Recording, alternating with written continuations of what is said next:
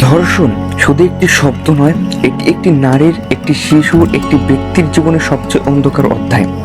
এই ভিডিওতে আমরা জানব ধর্ষণ আসলে কতটা ভয়ঙ্কর একটি অপরাধ, ইসলাম এবং বিজ্ঞান এই বিষয়ে কি বলে, বিশ্বের কোন দেশে ধর্ষণ বেশি ঘটে এবং ধর্ষণ প্রতিরোধে আমরা কি করতে পারি। ভিডিওটি যতটা সম্ভব তথ্য নির্ভর এবং মানবিকভাবে তৈরি করা হয়েছে। দেখুন, জানুন, লাইক, সাবস্ক্রাইব এবং শেয়ার করুন। সচেতনতা জীবন বাঁচাতে পারে। ধর্ষণ কতটা ভয়ঙ্কর? ধর্ষণ শুধু শারীরিক নয়, এটি এক ধরনের মানসিক হত্যাকাণ্ড। একটি ধর্ষণের শিকার মানুষের আজীবন সেই ঘটনা ভয়াবহ স্মৃতি নিয়ে বাঁচে। WHO এবং অ্যামনেস্টি ইন্টারন্যাশনাল বলেছে, ধর্ষণের শিকার নারীদের 80%-এর বেশি PTSD, দুঃস্বপ্ন, মানসিক অবসাদে ভোগে। 35% ধর্ষিত নারী আত্মহত্যার চেষ্টা করে।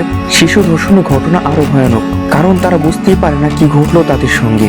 ধর্ষণের কারণে ঘটে গর্ভপাত বা অবাঞ্ছিত গর্ভধারণ, যৌনবাহী রোগ, HIV, AIDS, সামাজিক বঞ্চনা বা লাঞ্ছনা, পরিবার, সমাজ, এমনকি আইনের ধারেও বিচারহীনতা। এক কথায়, ধর্ষণ একজন মানুষের মনুষ্যত্বকে হত্যা করে। ধর্ষণের পিছনে মনোবিজ্ঞান কি বলে? অনেকেই মনে করেন ধর্ষণ শুধু যৌন তাড়না থেকে ঘটে। এ ধারণা ভুল। বিজ্ঞানী ডক্টর ডেভিড লিসাক এর গবেষণা বলেছেন, ধর্ষণের মূল চালক হচ্ছেন ক্ষমতা, আধিপত্য এবং নিয়ন্ত্রণ, যৌন আকর্ষণ নয়। ধর্ষকদের ধরন দেখা যায়, তারা ভিকটিমকে দুর্বল মনে করে, অপরাধ করার পরও অনুশোচনা করে না। তারা ভাবেন তারা ধরা পড়বে না, বিশেষ করে যদি বিচার ব্যবস্থা দুর্বল হয়। ধর্ষণের বড় কারণগুলো হলো সমাজে নারী অবমূল্যায়ন, পর্নোগ্রাফি অপব্যবহার, মদ্যপান ও নেশা, পরিবারের নৈতিক শিক্ষা না থাকা, বিচারহীনতা। সমাধান হিসেবে বিজ্ঞান ও সামাজিক বিজ্ঞান বলেন, শিশুদের যৌন সচেতনতা শিক্ষা, সম্মতি কনসেপ্ট বিষয়ে শিক্ষা, নারীদের আত্মরক্ষা প্রশিক্ষণ, কড়া আইনি ব্যবস্থা। ইসলাম কি বলে ধর্ষণ সম্পর্কে? ইসলামে ধর্ষণ শুধু একটি অপরাধ নয়, এটি ফাসাদ বিল আরত, অর্থাৎ পৃথিবীতে বড় ধ্বংসের সৃষ্টিকারী কাজ।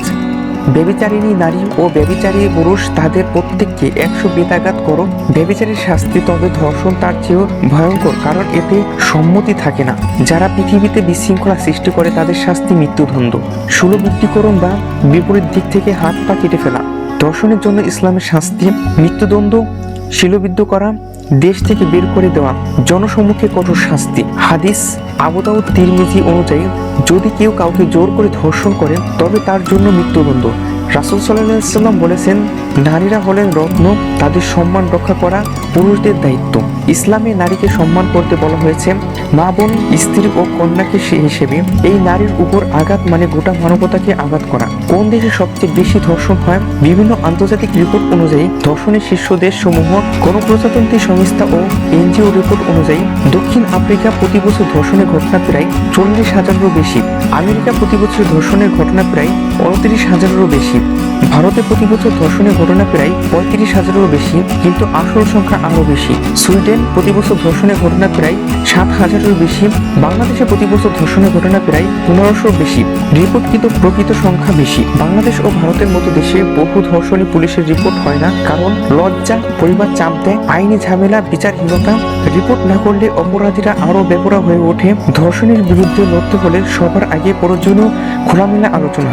ধর্ষণ প্রতিরোধে করণীয় আমরা কি করতে পারি? পারিবারিক শিক্ষা, ছেলেমেয়েকে শেখাতে হবে সম্মতি কি, নারীকে সম্মান করা কি। স্কুলে যৌন সচেতনতা ক্লাস চালু করতে হবে। আইনি দ্রুত কঠোরভাবে প্রয়োগ করতে হবে। সামাজিক আন্দোলন এর মতো প্ল্যাটফর্মে সাহস করে বলতে হবে। নারীকে আত্মরক্ষা প্রশিক্ষণ দেওয়া উচিত। পুরুষদের দায়িত্ব নিতে হবে সমাজের প্রতিটি নারীকে বোন, মা, কন্যা মনে করে রক্ষা করা। ধর্ষণ একটি নিষ্ঠুর বাস্তবতা, তবে একসাথে আমরা চাইলে এটা রুখতে পারি। ইসলাম বলে, একজন নিরপরাধ মানুষকে হত্যা করা মানে গোটা মানব জাতিকে হত্যা করা। ধর্ষণও ঠিক তেমনি।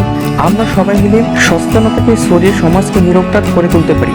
এই ভিডিওটি যদি আপনার মন ছুঁয়ে যায় তাহলে শেয়ার করুন, কমেন্ট করুন, আর ভবিষ্যতে এমন আরও ভিডিও পেতে